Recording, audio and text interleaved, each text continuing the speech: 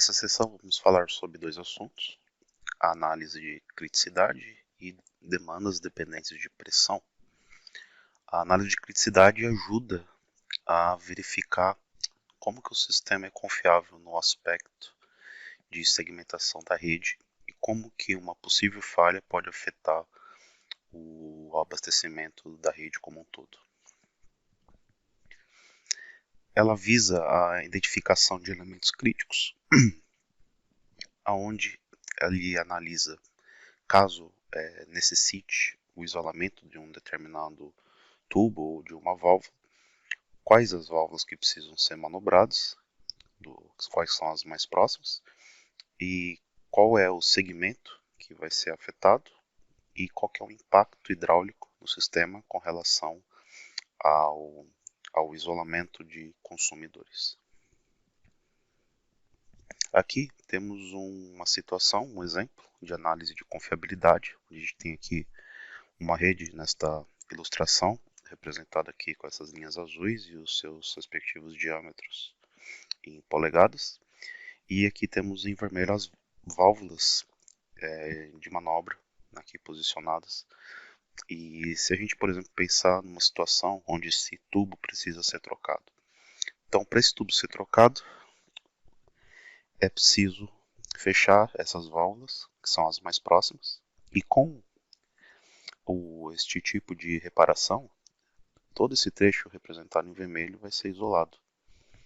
Então, se a gente tem uma análise de confiabilidade, quando o tubo aqui simbolizado em 16 polegadas falha, vai causar um isolamento, primeiro, físico de todo esse conjunto em vermelho, e caso haja redes conectadas em paralelo, pode afetar também o que tiver jusante, dependendo da posição onde está o reservatório, de onde vem a água. Então, daí vem a análise de criticidade, né? Analisa o impacto de uma possível falha. Então, para aquele tubo que porventura tiver um alto índice de criticidade, ou seja, se ele falhar vai ser necessário fechar uma válvula, que causa um grande impacto. É interessante ter isso em mente na hora de fazer um estudo de ranking, de priorização para troca e também para manutenção preventiva. Falando um pouco dos termos utilizados durante a modelagem e análise de criticidade, a gente vai falar bastante no termo segmento, que é o menor conjunto de elementos isoláveis, que seria aquele conjunto de elementos em vermelho da imagem anterior. A segmentação é o processo em si da identificação dos segmentos, e a criticidade se trata da determinação dos segmentos críticos. E os elementos que ajudam a definir os segmentos são as válvulas de isolamento, que pode ser diversos tipos de válvula que temos no WaterCAD e no WaterGems. Falando especificamente do elemento válvula de isolamento que temos no WaterCAD e no WaterGems, é um elemento interessante para ser inserido no modelo, pois ele é uma válvula que serve para fazer o fechamento. Então ele tem duas posições, aberto e fechado. Ele não precisa necessariamente estar no meio da rede, pois ele é um elemento que é atachado a um tubo. Então você pode usar esse elemento e tem um referenciamento automático por espacialidade para conectar esse elemento ao tubo mais próximo. E ele é bastante interessante, pois ele não carrega muito o modelo, ele ajuda muito aos sistemas, aos cadastros que possuem esse tipo de abordagem de representação de registro. Às vezes o cadastro tem o registro um pouco deslocado da rede, às vezes tem um offset, uma distância entre a rede, o eixo da rede e o elemento. Então você consegue importar esse elemento do GIS e tem uma ferramenta que faz a assignação automática. Então ele não afeta o tamanho do modelo e funciona perfeitamente também na ferramenta de criticidade, que é o foco aqui dessa apresentação.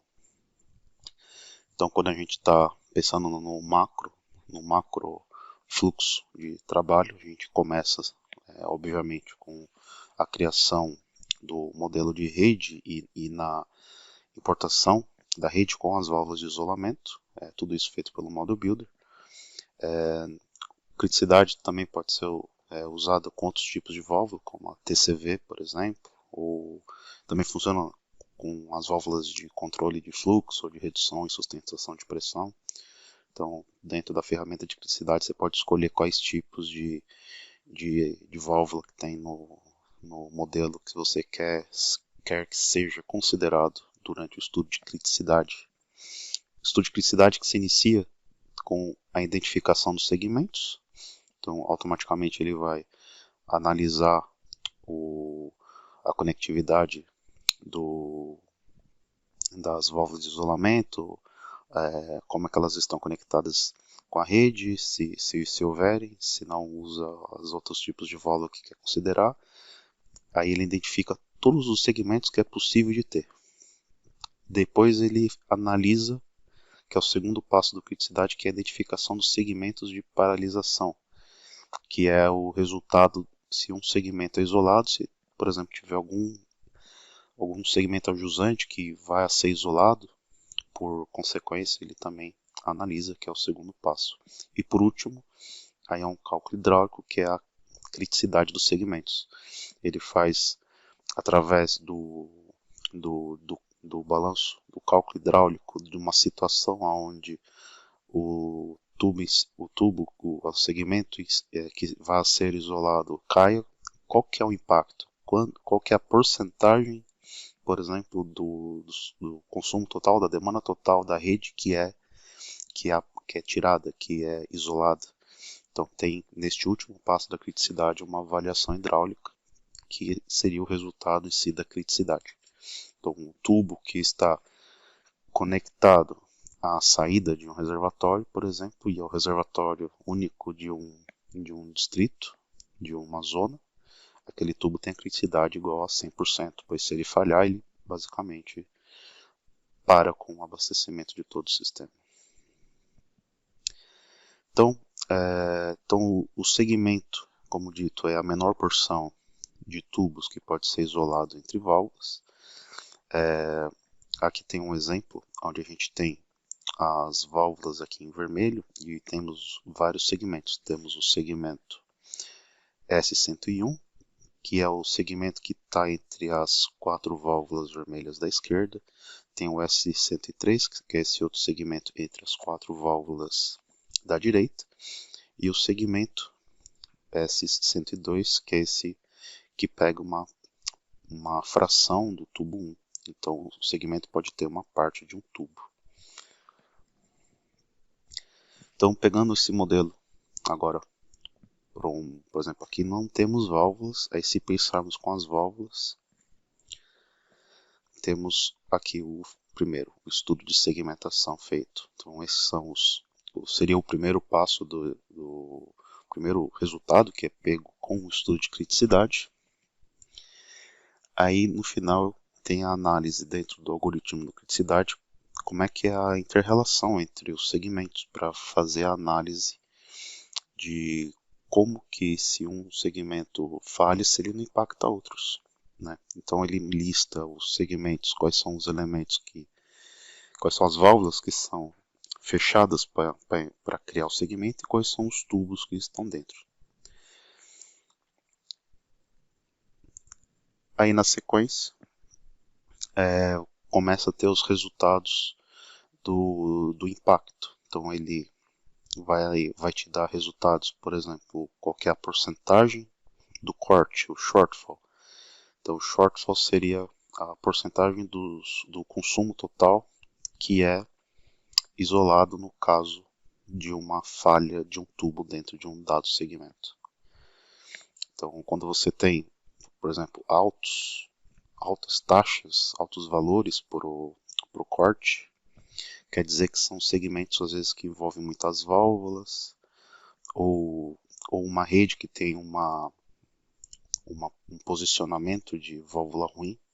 Então o estudo de criticidade, inclusive, pode te ajudar a ver se de inserir novas válvulas para melhorar a confiabilidade do sistema. Então essa imagem aqui mostra o exemplo, aqui já dentro da ferramenta criticidade do estudo de segmentação.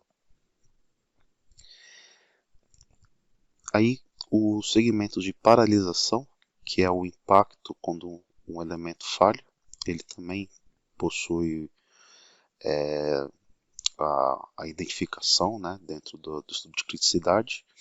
Ele é mais comum em sistemas ramificados, quando o sistema tem bastante loops ou anéis, não é muito comum ter segmentos que isolam outros segmentos, mas essa segunda etapa do estudo de criticidade é bastante importante.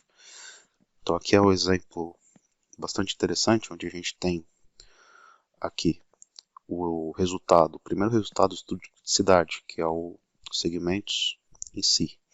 Se a gente pensar neste segmento, que está aqui identificado em vermelho, qual que é o segmento de paralisação? Seria o roxo mais o vermelho, sendo que o único ponto de abastecimento de água seria o reservatório R1. Então, se o tubo 8 falhar, ele impacta essa região toda. Se o tubo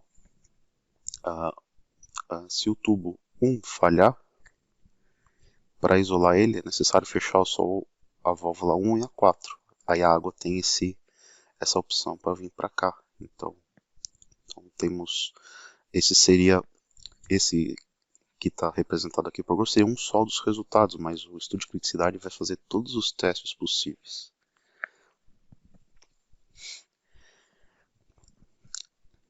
Aí quando um segmento é isolado, pode acontecer alguns impactos nas adjacências.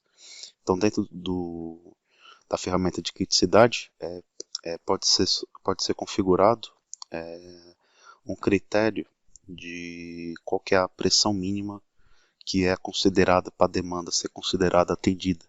Então às vezes você pode ter um caso de segmentação onde a pressão do sistema cai e a pressão, mesmo que positiva, pode chegar em valores baixos. Então, se o seu sistema, se você trabalha com um local que possui uma regulamentação de uma pressão mínima de serviço, é possível colocar, por exemplo, se houver pressão menor que tantos MCA, é para ser considerado que aquela demanda não vai ser atendida. E isso incrementa ainda mais no estudo de impacto na parte de criticidade, que seria o último passo do estudo de criticidade.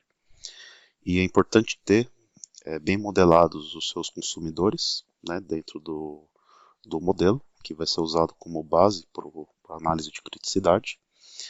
O seu modelo pode ser um estudo em período estendido ou em estado estável. Você precisa avaliar qual que é a melhor forma de modelar os seus consumos. Se você trabalha com áreas com consumos intermitentes, é interessante partir para a modelagem de demanda dependente de pressão. Seria uma modelagem onde se baseia a demanda que sai através de furos. Então seria uma modelagem através de uma função onde quanto maior a pressão, maior é o consumo, e vice-versa.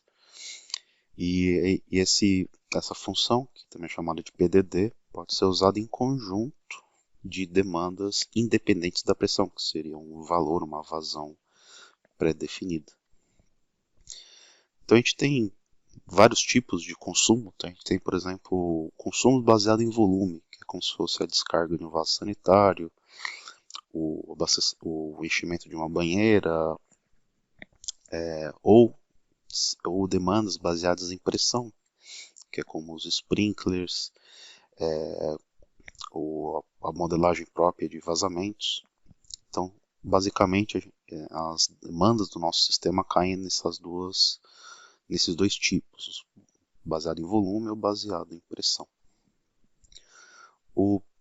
A demanda dependente de pressão tradicional, ela é modelada através de um coeficiente, que é o coeficiente emissor, que é aqui na fórmula o coeficiente K, por onde multiplicado pela pressão elevado a um expoente que no software por padrão é 0,5, mas é possível de se alterar nas opções de cálculo. E é uma informação que é inserida diretamente na junção ou no hidrante. Ela é bastante adequada, principalmente quando se modela situações onde você precisa trabalhar com esse tipo de consumo em pressões positivas, mas esta opção não é interessante quando você tem a intermitência do sistema, porque ele não funciona bem quando há pressão negativa. Essa função não é aplicável para pressão negativa. Aí, quando temos a necessidade de trabalhar com sistemas onde haja pressão negativa, aí é interessante usar funções como essa, onde a gente possa configurar qual que é a faixa de pressão, onde como que o comportamento da demanda é trabalhado e quando que ela para de ser trabalhada. Então eu preciso atingir um limite e dizer que a partir de tal pressão não tem mais demanda dependente de pressão. E dessa forma, quando a gente consegue modelar a demanda dependente de pressão através de funções mais flexíveis, em vez daquela função exponencial fixa, fica mais fácil de modelar situações com pressão negativa.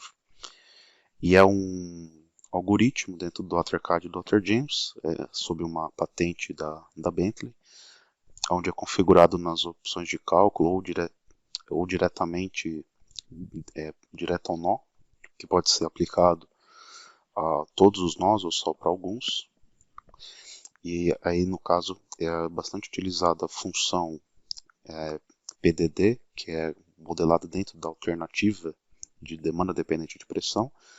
É muito usado para sistemas com interrupções, com capacidade limitada, e quando é necessário analisar a redução de pressão por vazamento. E essa função, ela deixa o estudo de criticidade ainda mais acurado. Então, quando a gente trabalha dentro da alternativa PDD, é possível trabalhar com funções exponenciais ou linearizadas. Tudo isso é customizado. Você pode fazer funções com pressão de referência, com gatilhos. Pode ser também trabalhado com diferentes funções para diferentes elementos, que são as funções globais e as locais. Então é bastante flexível.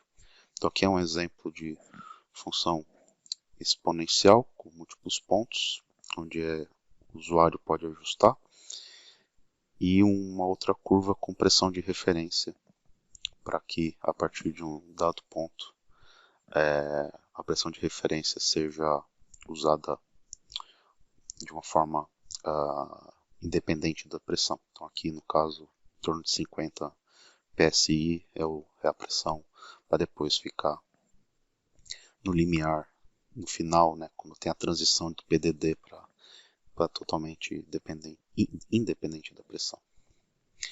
E tem a mistura, você pode ter dentro do mesmo nó, da mesma junção, uma mistura de demandas com PDD e o consumo fixo, né, independente de pressão. Então, para trabalhar com demanda dependente de pressão, primeiro é preciso definir a função. Essa função é modelada dentro da ferramenta. Tem uma ferramenta dentro do AutoCAD chamada demanda dependente de pressão. Você pode trabalhar com uma ou mais funções. Aí depois você vai na alternativa de demanda dependente de pressão e escolhe quais são as junções que quer usar a demanda dependente de pressão, e isso é feito através de uma selection set. Você pode criar uma seleção e escolher quais são as junções para ser considerada a função. Você pode optar pelos nós escolhidos para ter uma função diferente de outra. Então você tem primeiro a primeira função que você definiu, ela é dita como global. Aí, se você quiser aplicar uma diferente para uma outra junção, aquela junção vai ter uma função local. E no final, o quarto passo é você ir lá nas opções de cálculo do cenário e habilitar o uso do PDD, o uso da demanda dependente de pressão, que por padrão está desligado. Então você tem que ir lá habilitar, aí nas opções de cálculo vai te pedir qual é a selection set que você quer aplicar. Ou seja, ali na opção de cálculo você escolhe quais são os nós. Aí você pode escolher todos ou uma selection set. Aí depois feito o PDD, aí você passaria para o estudo de criticidade, como a gente já viu, onde você abre uma ferramenta com um fluxo de trabalho bastante simples. Você inicia o estudo primeiro escolhendo qual que é o seu cenário. Você pode ter lá um cenário com PDD e outro sem PDD para comparar. Você escolhe no estudo de criticidade quais são os tipos de válvula que você quer considerar. Se você quer considerar, se você usa as válvulas de isolamento no modelo e você quiser usar elas ou não, ou se você tiver VRP no meio, você quer considerar VRP como um exemplo de válvulas a ser manobradas, então você pode definir se você quer ou não usar determinados tipos de válvula. Aí feito isso, você roda o estudo de criticidade 3 vezes. A primeira para identificar os segmentos, a segunda para identificar os segmentos isolados e a terceira para fazer o cálculo da criticidade, onde tem aquela avaliação hidráulica.